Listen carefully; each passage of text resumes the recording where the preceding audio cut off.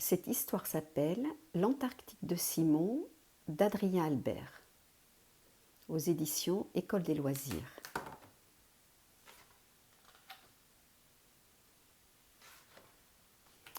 L'Antarctique de Simon.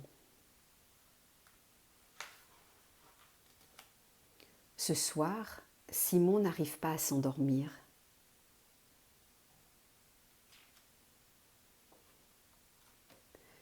C'est parce qu'il rentre tout juste d'un grand voyage en Antarctique. Il n'arrête pas d'y penser. C'était vraiment un très grand voyage.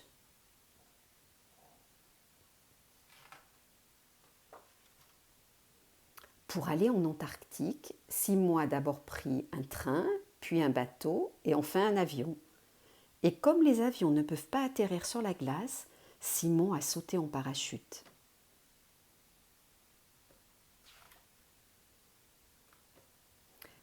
Pile sur une assemblée de manchots empereurs. Mais ce n'était pas pour rencontrer les manchots empereurs que Simon avait fait tout ce voyage. C'était pour rendre visite à son ami Bob. Bob vit et travaille ici en Antarctique. Il avait donné rendez-vous à Simon dans un bar.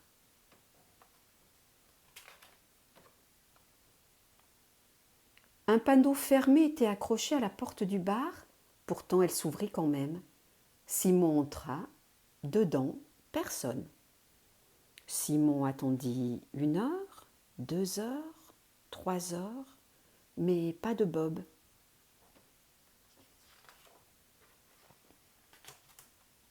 Mais Simon n'était pas inquiet, mais il était très fatigué. Il décida d'aller se coucher. Ça tombait bien, il avait pensé à prendre sa tente.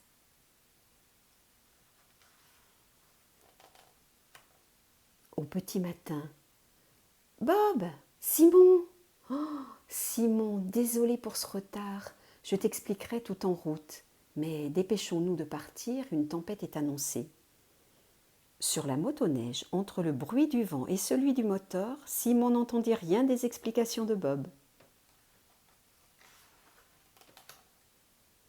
Bob stoppa la moto juste avant la base. « Tiens, regarde, je suis certain que tu n'as jamais vu ça. » Bob voulait montrer à Simon des Yokiamarimos, des petites boules de givre formées par le vent.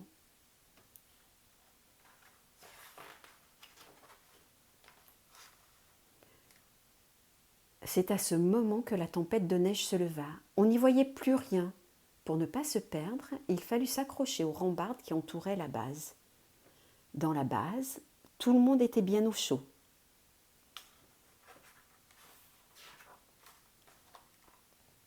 Simon rencontra Jeanne la sismologue, Alain le géophysicien, Nadia l'ornithologue, Pierre le médecin, Luc le météorologue, Karim le chimiste, Alix la responsable des rayons cosmiques et Florian l'interprète manchot humain. Bob, lui, il était le cuistot.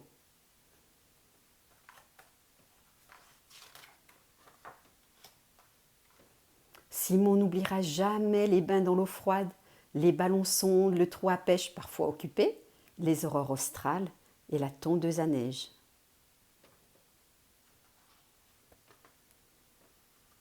Et les copains de la base.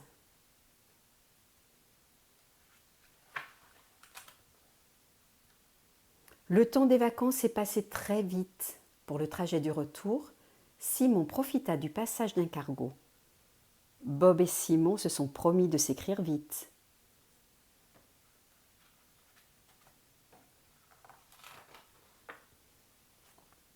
Demain, Simon reprendra son travail. Il retrouvera ses copains d'ici et leur racontera l'Antarctique.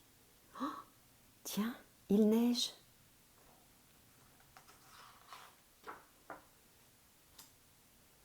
À son réveil, si les conditions sont bonnes, Simon trouvera des Yokiamarimos dans la maison. Un grand merci à l'auteur Adrien Albert et à l'École des loisirs que vous retrouverez un lien sur notre site qui vous permettra de profiter de toutes les activités proposées par l'École des loisirs dès 9 h du matin. À bientôt!